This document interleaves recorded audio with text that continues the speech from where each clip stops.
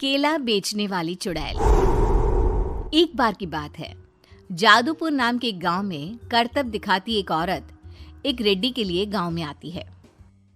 आइए आइए मेहरबान कदरदान, खाइए रोहड़ा के ताजे ताजे केले। कभी खाए नहीं होंगे ऐसे केले, पीले पीले केले खाइए। ये कहकर रोहड़ा हाथों में 4 केले लिए उन्हें सर्कल में जोर जोर से हवा में उछालती हुई करतब दिखाती है, जिसे देखकर आसपास के सारे बच्चे अपने अपने मम्मी पापा से उस औरत के पास जाने की जिद करने लग जाते हैं।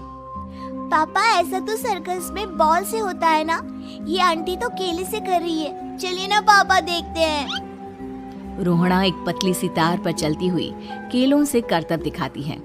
आते जाते सभी लोग बाहर रुककर उसके करतब देखते हैं और वाह वाही करते नहीं थकते। जैसे ही एक आदमी पास आकर उसे पैसे देने लग जाता है, तब वो कहती है, अरे नहीं नहीं साहब, मैं करतब तो बच्चों के मन को बहलाने के लिए करती हूँ। धंधा तो मेरा केले का है। पीछे देखो मेरी रेड्डी, जो भी मेरे केले खाएगा मेरी तरह चुस्त दुरुस्त और तंदुरुस्त हो जाएगा। पता चलता है क्या कि मेरी उम्र 55 की है। अरे पर ऐसे ठंड के मौसम में कोई केला क्यों खाएगा? ये ऐसे वैसे केले नहीं है साहब, ये शरीर में गर्मी देते हैं। ठंड को दूर भगाए जो भी रोहिणा के केले खाए। पापा, अगर मुझे केले नहीं मिले तो मैं घर नहीं जाऊंगी। तभी उसके पापा कहते हैं कि बेटा, केले ठंड में कभी गर्मी नहीं देते। ये सब कहने की बातें हैं, सामान बेचने का तरीका है इनका। पर पिंकी नहीं मानती। मैं केले खाऊंगी। पिंकी की जिद के आगे नत्थू हार जाता है और उसे केले खरीद कर दे देता है। पिंकी खुश होकर केले घर ले आकर खाती है। अब मैं भी करतब करूंगी, कितना मजा आएगा। जादुई केले। पिंकी पहला केला खत्म भी नहीं करती कि वो बेहोश हो जाती है। दूसरे केले से एक काला धुआं आता है और रोहड़ा चुड़ैल बनकर बाहर निकल आती है। मेरे भूतिया केले बच्चे न खाए, ऐसा हो ही नहीं सकता।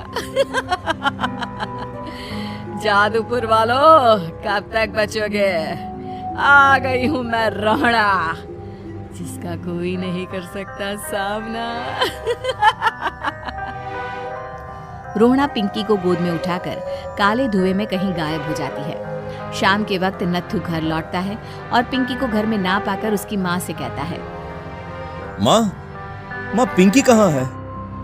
अरे बेटा, उसे तो तू सुबह करतब दिखाने ले गया था ना, फिर कहाँ वापस आए तुम दोनों? मुझे लगा तू उसे अपने साथ मंडी ले गया होगा। हे भगवान, मेरी बच्ची कहाँ गई? मैं उसे घर ही तो छोड़कर गया था माँ। नत्थू गांव के घर कोने में अपनी बेटी को ढूंढता है, पर उसे वो कहीं नहीं मिलती। परेशान होकर आखिर रो रो कर नत्थू हिम्मत हार कर घर लौट आता है। अगली सुबह रोहड़ा फिर से करतब दिखाने आती है और इस बार पिंकी की तरह रोनी केले खरीद लेता है। 50 रुपए दिए थे पापा ने, सारे पैसों की मैंने केले खरीद लिए हैं। अब मैं भी आंटी की तरह ही करतबबाज बन जाऊंगा। यही सोचते हुए रोनी केले खाता है और पहला अकेला केला आधा खत्म भी नहीं करता कि चुड़ैल उसके सामने आ जाती है। मेरे साथ चलने का समय आ गया है रोनी। ये तो बस शुरुआत है। अब इस गांव के सारे बच्चे धीरे धीरे मेरे कब्जे में होंगे, एक बच्चा भी नहीं बचेगा। ये कहकर रोना रोनी को गोद में लेकर काले धुएं में अदृश्य हो जाती है। इसके बाद हर रोज गांव में से कोई ना कोई बच्चा गायब होता, पर ऐसा क्यों हो रहा है किसी को भी समझ में नहीं आ पा रहा था। रोज की तरह अपनी बेटी पिंकी की तलाश में नत्थू गांव के एक तालाब के पास बैठा रो रहा था। कहाँ गई मेरी पिंकी? शकुंतला के जाने के बाद एक वही तो मेरा सहारा थी। अरे उसकी आत्मा कोस रही होगी मुझे कि मैं अपनी बच्ची को संभाल भी नहीं पाया। नत्थू ये कहता हुआ रो ही रहा था कि तभी तालाब में से उसे शकुंतला की आवाज सुनाई देती है। कहाँ थी तुम शकुंतला? हमारी बच्ची और सारे गायब हुए बच्चे रोहड़ा के कब्जे में हैं। वो बच्चों को जो केले देती है उससे बच्चे बेहोश हो जाते हैं और उसके कब्जे में आ जाते हैं और वो उन्हें ले जाकर काली दुनिया में ले जाती है। पर वो ऐसा क्यों कर रही है? ये मैं नहीं जानती, पर उस दुनिया का रास्ता मैं आपको बता सकती हूँ। जहाँ ये नदी खत्म होती है वहाँ एक केले का पेड़ है, उसके नीचे एक दरवाजा है, वहीं से रास्ता जाता है उस दुनिया का।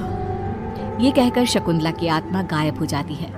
गांव के सभी लोग झुंड बनाकर उसी रास्ते से काली दुनिया में चले जाते हैं और वहां देखते हैं कि सारे बच्चे वहां काम कर रहे थे। पापा मुझे ले चलो यहाँ से। पापा पापा। सभी बच्चे अपने मम्मी पापा से लेकर जाते हैं। तो तुम लोग यहाँ तक आ गए? क्यों हमारे बच्चों को पकड़ लिया तूने? तुझे शिकार ही बनाना है तो ले, हम सब आ गए हैं, हमें खा ले। नहीं, मुझे बच्चे चाहिए। मेरे बच्चे के बदले तुम लोगों के बच्चे। क्या मतलब? मैं इसी गांव में रहने वाली एक औरत थी। केले की चोरी के इल्जाम में मेरे बेटे को गांव वालों ने इतना मारा कि वो मर गया। उसी दिन मैंने ठान लिया कि गांव वालों का भी वही हाल करूंगी। कुछ दिन बाद बेटे के चले जाने के दुख में मैं भी मर गई और मेरी भटकती आत्मा एक चुड़ैल बन गई। और फिर मैंने बदला लिया तुम सबके बच्चे छीनकर। बर्दाश्त नहीं कर पाए ना? सोचो मुझ पर क्या बीती होगी। हमें माफ कर दो रोना। पता नहीं ये किसकी गलती थी, पर हम सभी माफी मांगते हैं। हमारी खुशियां लौटा दो, तुम भी तो एक माँ हो। गांव वालों की बात सुनकर रोना का मन पिघल जाता है और वो बच्चों को छोड़ देती है। उसके बाद काली दुनिया बच्चों के लिए जादुई दुनिया बन जाती है। अब कोई भी कभी भी वहां आ जा सकता था।